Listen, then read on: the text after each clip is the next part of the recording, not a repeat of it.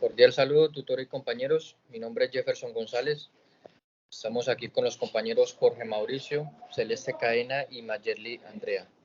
A continuación vamos a hacer un breve aporte frente a la pregunta propuesta en la guía de actividades.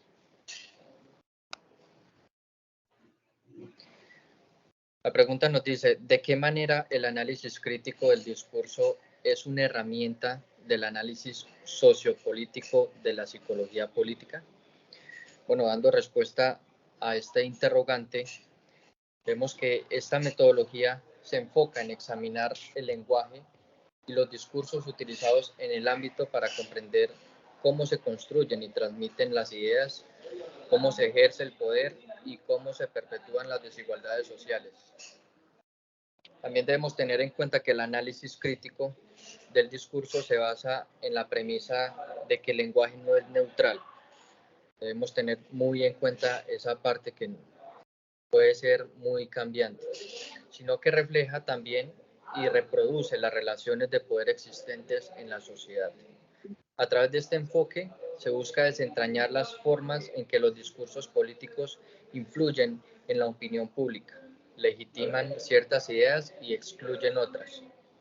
También es importante tener en cuenta que contribuyen a la reproducción de estructuras de poder. Le deseo la palabra al compañero Mauricio, por favor. Gracias, compañero. Gracias, muy bueno su aporte, compañero, para comentar un poco más acerca de la pregunta que nos genera la guía.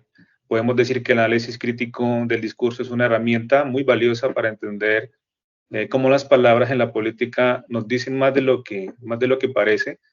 También nos ayuda a descubrir las ideas escondidas, a ver cómo se usan también las palabras para tener poder y a entender cómo un lenguaje político afecta la manera en que pensamos y actuamos. También podemos decir que al analizar un discurso podemos obtener una visión mucho más profunda de cómo se construyen las identidades políticas y cómo se mantienen las estructuras de poder. En definitiva, esto nos ayuda a entender cómo las palabras moldean nuestra comprensión del mundo político. Por eso podemos también notar cómo el periodismo utiliza mucho como este análisis cada que nosotros miramos las noticias y cosas se me fue la palabra, perdón, compañeros, del periodismo podemos notar mucho este análisis crítico por medio de estos personajes, de estos profesionales. Puedes continuar, compañera.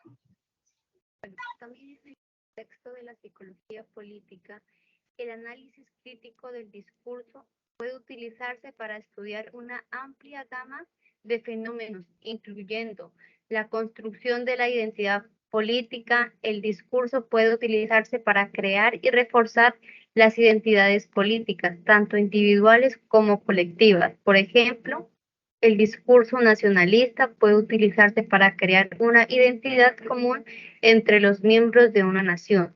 La formación de actitudes y creencias. El discurso puede utilizarse para influir en las actitudes y creencias de las personas. Por ejemplo, el discurso propagandístico puede utilizarse para promover el apoyo a una causa política. El análisis crítico del discurso es una herramienta valiosa para la psicología política porque permite a los investigadores comprender cómo el discurso se utiliza para influir en el comportamiento político. El análisis crítico del discurso puede utilizarse para identificar las estrategias discursivas que se utilizan para manipular las opiniones y creencias de las personas, así como para comprender cómo el discurso se utiliza para promover o resistir el cambio social.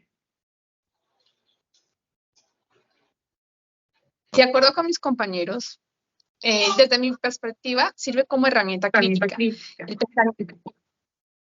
El pensamiento crítico es el conjunto de habilidades intelectuales, aptitudes y disposiciones que conducen a dominar el contenido y el aprendizaje en profundidad. En este caso, especialmente en el estudio de las formas de reproducción del poder político y social, la dominación o el abuso de poder mediante el discurso, incluyendo las diversas formas de resistencia o las muestras de poder contra tales formas de predominio discursivo. En particular, este tipo de análisis tiene que ver con las condiciones discursivas y las consecuencias de desigualdad políticas y social que resulta de esta dominación.